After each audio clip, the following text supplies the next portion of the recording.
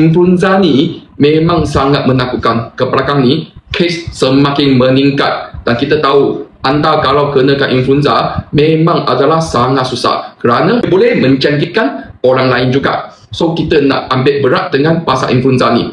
Kalau anda nak untuk menentangkan influenza, mesti makan produk ini, Shiroto. Shiroto ni sangat bagus kerana ini adalah untuk nutrisi bagikan imun sistem kita. Imun sistem kita yang paling penting sekali di barisan hadapan adalah macrophage. Menentangkan bakteria dan juga virus. Ini macrophage dia seimbangkan imun sistem kita dan lagi pun dia menyingkirkan sel yang tidak normal daripada badan kita dan lagi pun dia ni akan membantukan untuk membaikkan pulih sel yang sudah cedera. So, Shiroto ni sangat-sangat bagus. Anda lepas makan ini Shiroto, dia akan lebih bagus untuk tingkatkan keaktifan macrophage ni untuk menentangkan bakteria dengan virus termasuk influenza juga. So, lepas makan ini produk akan merendahkan risiko untuk kena influenza. Dan walaupun mungkin anda akan kena influenza juga, tapi lepas kena makan ini Shiroto, dia dapat pendekkan masa untuk baik pulih. Kerana kita tahu kena influenza memang adalah satu perkara yang sangat-sangat susah kan.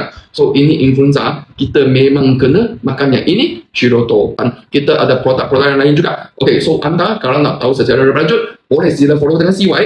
Ataupun anda boleh PM dengan CY dan like dengan komenkan video ni dan share kepada ramai orang ni. Saya CY.